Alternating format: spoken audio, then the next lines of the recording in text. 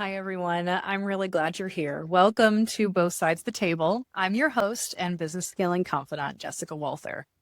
Today, we're talking about a scaling challenge that many founders are frustrated by. And it's one that we regularly address with our food and beverage clients. And it's really the crux of why your business isn't scaling and how you can get things moving again. So what I want you to really walk away from this episode understanding is that scaling your business is not just a sales and marketing game. I know that's what most founders and CEOs have been told. You're told to drive demand, build your brand, get into more doors, get into more stores, increase velocity. And yes, even Shark Tank has reinforced this over the years. So it's what we believe. We believe that if you nail the pitch, you get the deal, and then you figure out the rest from there. The fake it till you make it model, right? But the fake it till you make it model is cheap and broken. And here's what Shark Tank will not show you and has not shown you. It's what happens after you land the deal. And that's where my team and I specialize, because the truth is your customer isn't evaluating your pitch. They're evaluating your ability to deliver. And if your operations cannot support your promises, you might win the account once, but you won't keep it. So let's talk about what actually happens when you get on the planogram and you land larger customers and everything feels like it's working until it doesn't. Suddenly orders are late, production can't keep up. Maybe your co-packer gives your production time to someone else, your distributor is late, your team is scrambling. And when all of that happens, sometimes at once, here's the part that matters most. Your customers do not care. They do not care that your co-packer had an issue. They don't care that your supplier missed a shipment or that your team is overwhelmed. All they see is that you didn't deliver, and that's when trust starts to erode. At this point, most founders start looking at systems to fix this problem, thinking that more data is going to fix the issue, that more tools, more technology is going to help them zero in on the reason why their brand is winning and losing deals, winning stores, losing stores, winning shelf space, losing shelf space.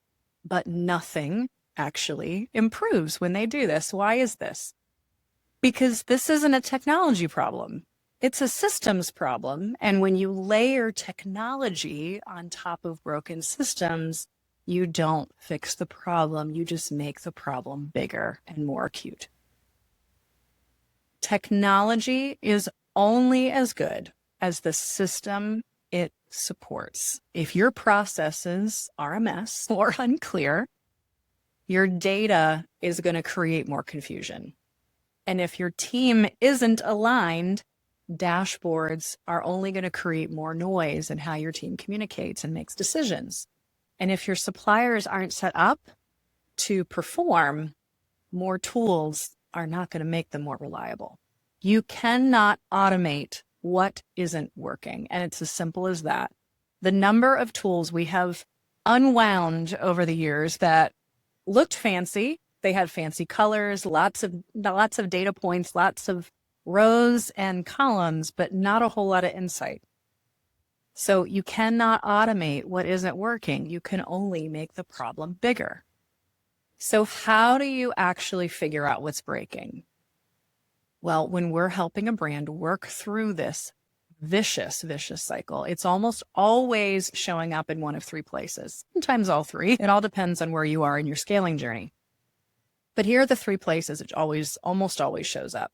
The first one is customer demand. This is where founders think they're the strongest. But in reality, here's what we see when we actually go in and understand where the business is struggling. The demand is there, but often the brand has overestimated the demand.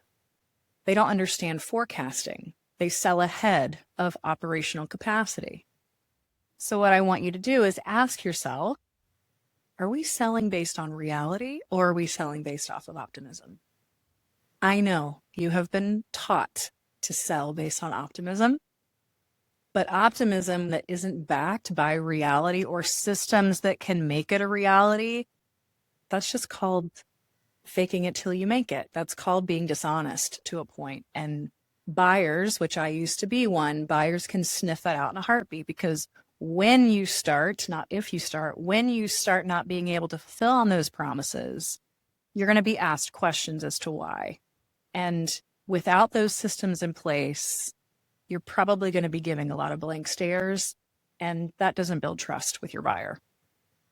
The second area is production. So this is where a lot of breakdowns actually happen. You might be able to produce the product. You might have a great co-packer that can help you produce the product. But can you produce consistently? Or are you constantly asking for more information that you're not getting? Are you constantly reacting and expediting and adjusting week to week? That's not the same thing as knowing your production and being able to maintain it properly. Consistency is what scaling requires, not just having the pieces in place. You have to have the pieces in place in a way that they actually work. The third area is delivery and fulfillment. This is where trust is built or broken, not just with the buyer, but the person that actually matters, which is your consumer. If your consumer goes to the shelf and your product is not there, they're going to choose to go somewhere else. But before the consumer even gets into the mix, let's just focus on the customer, which is maybe your retailer. If you can't reliably deliver on the promises that you've made, it's not just going to be one department who notices, it's going to be several departments.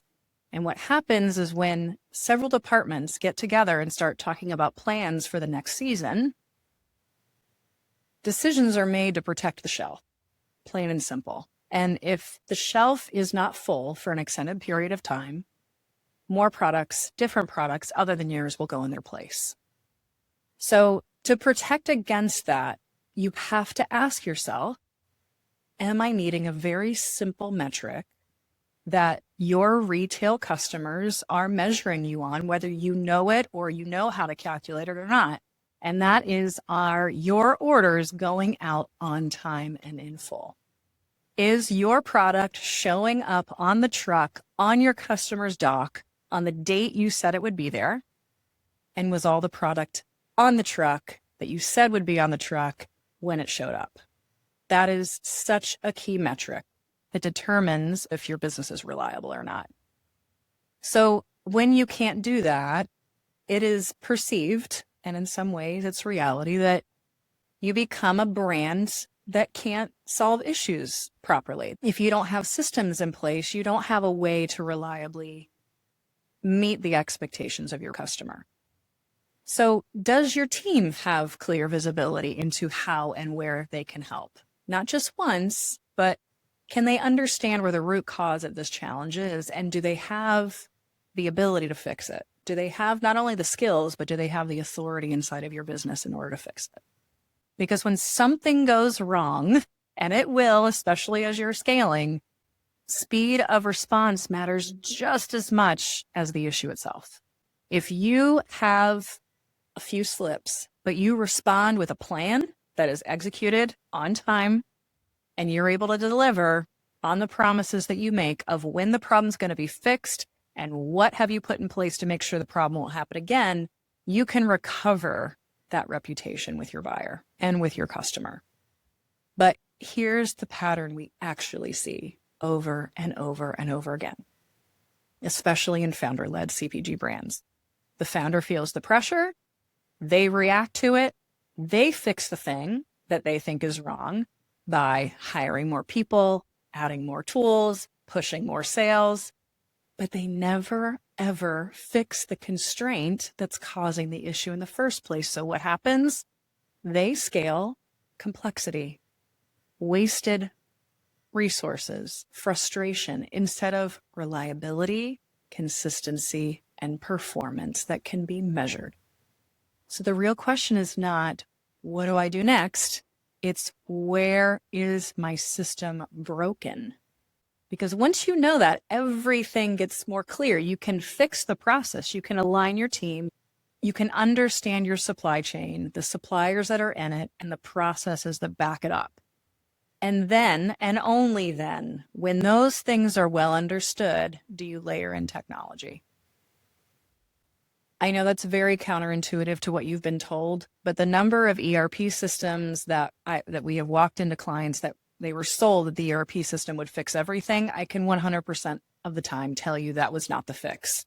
The system just helped them, sure, understand that they had a big issue, but it didn't help them understand where the issue was. So here's what I want you to do after this episode. I want you to pick one area in the areas that we reviewed previously. I want you to pick one area: demand, production, or fulfillment. And I want you to ask yourself, where are you inconsistent? Where are you reacting instead of leading toward a solution, to a real fix, not just a tactic, but a real fix? Where do things fall apart under pressure? That is your starting point. It's not tools. It's not dashboards. It's your business system, the processes inside of your business that tell you that something is wrong. And by answering those few questions, it will dial you in more than any technology ever will into what needs to be fixed first. If you're already seeing some of this in your business, I put together a free guide to help you pinpoint exactly where your growth constraint is, where your bottleneck is, because most founders don't need more information. They need more clarity on what's actually not working and what to fix first. So you can grab it through the link. If you have a question specifically to your business, I invite you to drop that in the comments. I really do want you to take advantage of the information that we've acquired over the years. Some of this can be very quick and easy to implement, but you have to be able to answer the questions that I asked before in order to understand what question you should even be asking, because from that place, we can really be supportive. I know this is a quick diagnostic tool. It's one that we always start with because it works and it's really simple. It lets you really zoom out on what the challenge is you're facing. And it gets you out of the tactical and into the big picture, which is really where your genius resides.